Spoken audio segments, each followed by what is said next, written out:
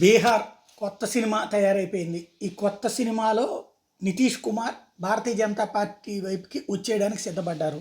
కాకపోతే ఈ జంపింగ్ జపాంగ్ని ఎంతవరకు నమ్ముతారు?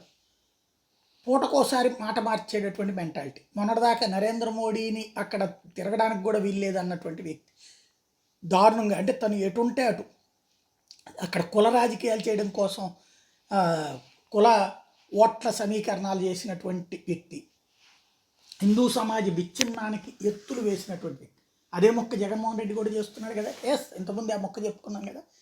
హిందూ సమాజాన్ని విడదీయాలంటే ఏ కులపు వాళ్ళు ఎంత అంటే దానివల్ల కులాలకు సంబంధించి లెక్కలు తీయడం వల్ల ఏమైనా అదనపు ప్రయోజనం వస్తా?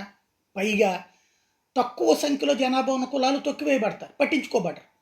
ఎక్కువ సంఖ్యలో ఓట్లు ఉన్నటువంటి వాళ్ళ పట్లనే ఆదరించబడతారు. అది పెద్ద ప్రమాదం కదా. కులగణన చేయడం వల్ల ఒరిగేదేం లేదు. ఎందుకంటే బీసీలకి ఆల్రెడీ ఓటు హక్కుని రిజర్వేషన్ ఉన్నాక కొత్తగా దీనివల్ల వచ్చేది ఏంటి? అందులో ఎవరు ఎక్కువ ఉన్నారో వాళ్ళకు వస్తాయి, ఇక్కడైనా అక్కడైనా సరే. అయితే అక్కడ నితీష్ కుమార్ బీజేపీని దెబ్బకొట్టడానికి అది వేసుకొచ్చారు ఎత్తు. లాలు అంటే కాసేపు ఇటు మాట్లాడతాడు, కాసేపు అటు మాట్లాడతాడు. ఫైనల్గా తను 20 ఏళ్ల నుంచి తన చేతుల్లోనే ఉంచుకున్నాడు. ఇప్పుడు మళ్ళీ భారతీయ జనతా పార్టీ పంచక చేరుతున్నాడు. మరి భారతీయ జనతా పార్టీ సాష్టంగ ప్రణామాలు చేసేసి తీసుకుంటుందా, లేకపోతే నితీష్ కుమార్కి ఎంతవరకు ఉంచాలో అంతవరకు ఉంచుతుందా చూడాల్సి ఉంది. ఫైనల్గా చూస్తే లాలూ ప్రసాద్ యాదవ్ కూతురు మాట్లాడిందంటే, నితీష్ కుమార్ని చీటర్ అని చెప్పిందంటే, ప్లస్ వీళ్ళిద్దరూ కలిసి జేడీయూ ప్లస్ బీజేపీకి సంబంధించిన ఎమ్మెల్యేలు అందరూ ఒకే విమానంలో ఢిల్లీకి చేరారు కాబట్టి సంథింగ్ ఏదో జరుగుతోంది.